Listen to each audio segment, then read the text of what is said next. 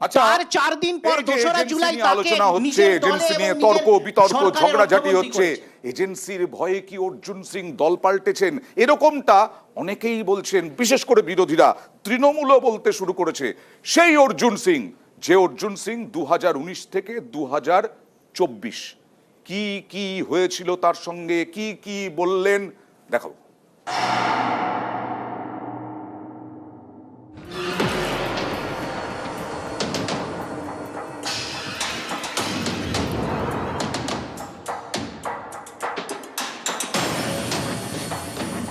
তৃণমূল যেভাবে মানুষকে ক্ষতি করছে, মানি মেকিং মেশিন হয়ে গেছে, শুধু মানি মানি মানি, এই জায়গাতে মানুষ অতিষ্ঠ ছিল।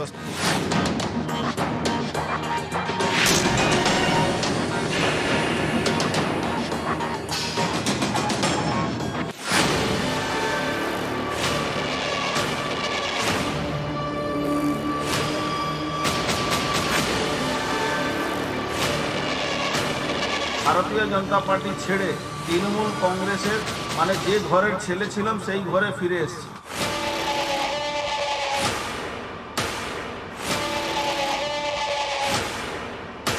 सिर्फ एयर कंडीशन घर में बैठकर फेसबुक से राजनीति नहीं होती है। बंगाल बीजेपी का दिनों दिन जो ग्राफ गिर रहा है उसका यही कारण है।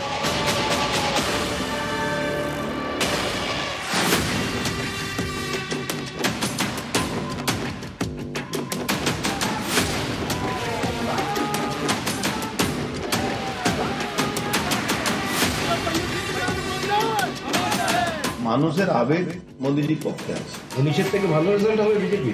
নিশ্চিতভাবে ভালো হওয়ার কথা। ব্যারাকপুর যেখানে ছিল সেখানে থাকবে।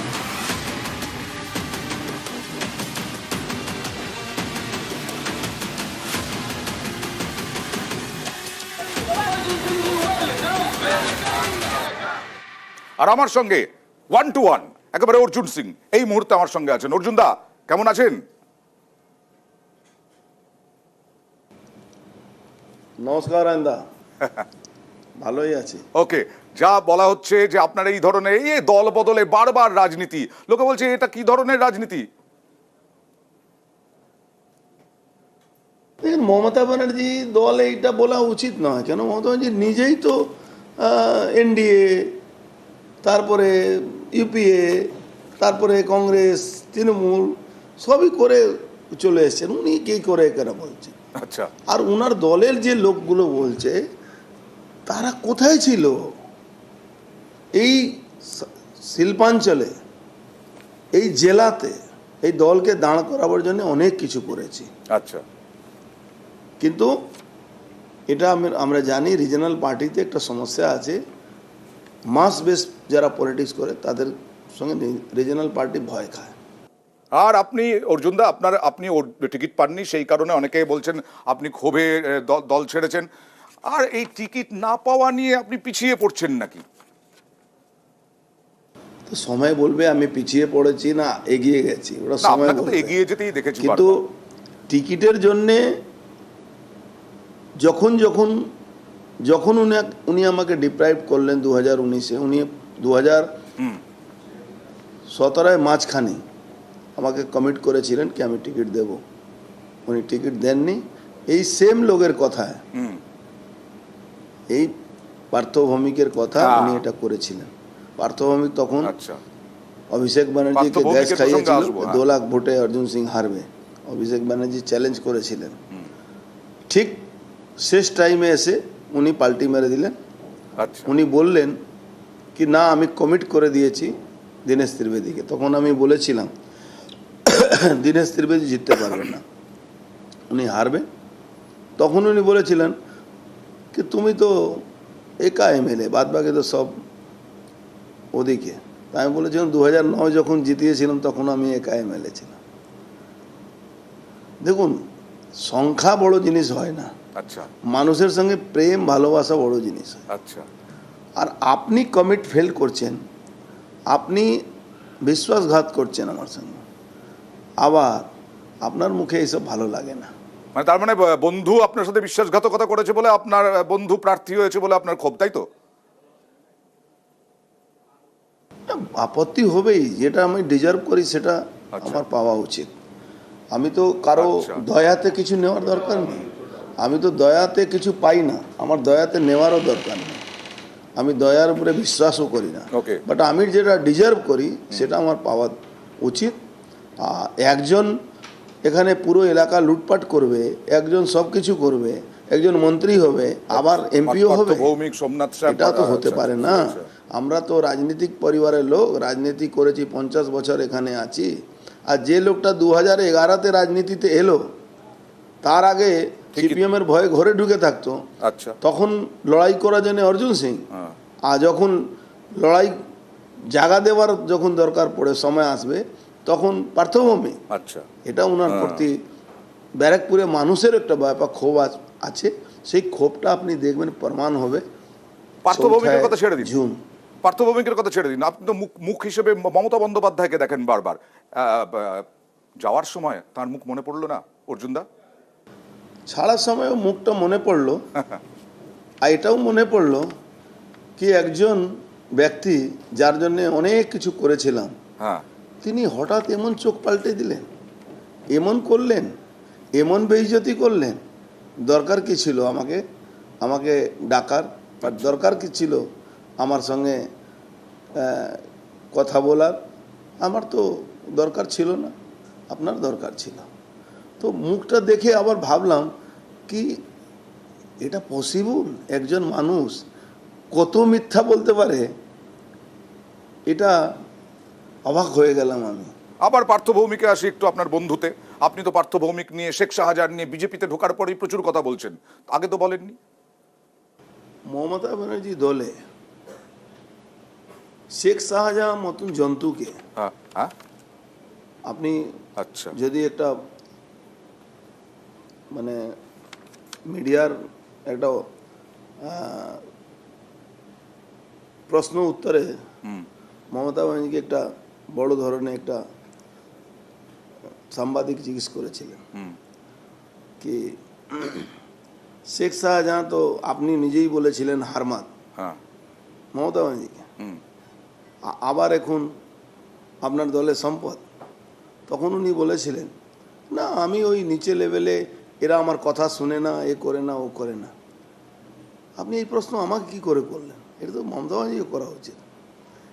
একটা হারমাতকে উনি নিজে বলেছিলেন সিপিএম এর হারমাত, সেই হারমাতকে দলে নিয়ে এলে হারমাত ঠিক হয়ে গেল, ও ধোয়া তুলসী পাতা হয়ে গেল, আর তারপরে এখন আমাকে বলছেন কি আপনি সেই সময় কেন প্রশ্ন করেননি? এই হারমাদের বিরুদ্ধে বহু লোক মমতা ব্যানার্জিকে বলেছিল, কিন্তু মমতা ব্যানার্জি শুনেননি। জ্যোতিপ্রিয়া মল্লিক প্রথমে, তারপরে এই আপনার পার্থভৌমিক, এদেরকে দিয়ে ওখান থেকে ব্যাপক আকারে ফান্ড কালেক্ট হতো দল চালাবার জন্য, বাকিবুরকে দিয়ে ফান্ড কালেকশন হতো দল চালাবার জন্য। এই পুরো বর্ডার এলাকাটাকে মাফিয়াদের হাতে তুলে দেওয়া হয়েছে, সেখানে পুলিশ যাবে না। আপনি হয়তো নিশ্চয়ই জানবেন ওখানে মানুষের কোনো ন্যায় পাওয়ার জায়গা। এইসব নিয়েই তো কেন্দ্রীয় এজেন্সি হ্যান ত্যান এসব হচ্ছে। এই যে কেন্দ্রীয় এজেন্সির তৎপরতা নিয়ে আমরা আলোচনা করছি জনতার দরবারে, আপনার কি মনে হয় এটা বিজেপির রাজনীতি এই মুহূর্তে? আচ্ছা, তৃণমূলে অনেক নেতা আছেন যারা চুরি করেননি তাদের বাড়িতে কি যাচ্ছে? হ্যাঁ।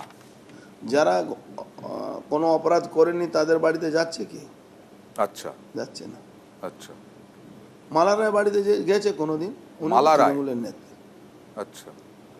তারপরে চলে আসুন অনেক তৃণমূলের নেতা, এই ধরুন আপনার আমাদের জেলাতে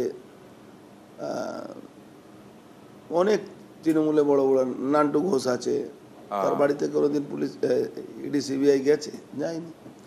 যারা করবে না, কল্যাণ ব্যানার্জি বাড়িতে কোনোদিন ইডি সিবিআই গেছে? যায়নি। আপনি চুরি করবেন আর বলবেন আমাকে ইডি সিবিআই খুঁজছে, এটা তো অদ্ভুত কথা হচ্ছে। এই যে তৃণমূল কিন্তু বলছে আপনি নাকি ভয়ে বিজেপিতে গেছেন। আমার কিসের ভয়? আমি তো 1.5 বছর বিজেপিতে লিখিতভাবে অলিখিতভাবে ছিলাম না, তো আমার তো ভয় কিসের? আমার না ইডি আছে, না সিবিআই আছে, না আমি 2 নম্বরই কাজ করি, না 2 নম্বরই আমার কোনো ব্যবসা আছে, না গরু পাচার করি, না কয়লা চুরি করি, না বালি চুরি করি, না পাথর চুরি করি। আচ্ছা। আমার তো কিছু নেই, আমার সব কিছু ওপেন আছে। আচ্ছা, আপনার সময়ও কম, আমাদের সময়ও কম, একটু আমার বলি যে লাগেও না। হ্যাঁ, একটু বলি যে 2024-এ মানে আমরা এর আগে দেখেছি আপনাকে ভোটের লড়াই একেবারে মুখোমুখি হতে রাস্তায় নেমে, 2024-এ কি অন্যরকম দেখবো, একটু ম্রিয়মান এটা তো- দেখবো নাকি একই রকম?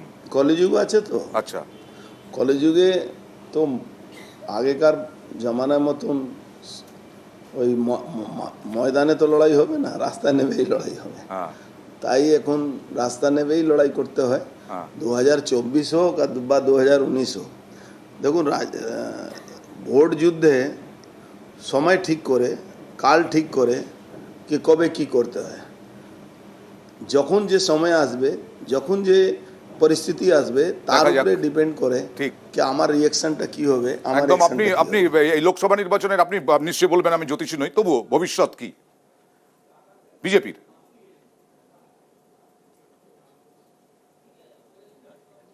এই মুহূর্তে 30-32টা সিটে বিজেপি এগিয়ে আছে। হ্যাঁ, হ্যাঁ, এটা আচ্ছা। হয়তো আপনি ভাববেন আমি একটু বাড়তি বলছি, আপনি মিলিয়ে নেবেন যদি খুব কোনো অঘটন না ঘটে। রাজনীতিতে তো অনেক রকম ভোটের সময় অঘটন ঘটে, কোনো অঘটন না ঘটে হ্যাঁ, তাহলে রেজাল্টটা সেই জায়গায় থাকবে। ওকে, থ্যাংক ইউ, অনেক ধন্যবাদ অর্জুনদা। এবং আজকে অনেক তো রাজনৈতিক তরজা হচ্ছে প্রতিদিন, আপনারাও রাজনৈতিক তরজায় আছেন, আপনারাও জনতার আছেন, কিন্তু আজকে একটা দারুণ একটা খবর দিয়ে, এই যে চেয়ারে বসে আছেন, এই সব চেয়ার দখলের জন্যই তো আজকে এই রাজনৈতিক তর্ক বিতর্ক। অদ্ভুত ব্যাপার, বাঁকুড়া তৃণমূলের পার্টি অফিস, বিজেপির পার্টি অফিস, দুটো পার্টি অফিস থেকেই চেয়ার শুধু নয়, শতরঞ্চি পর্যন্ত চুরি। দেখুন,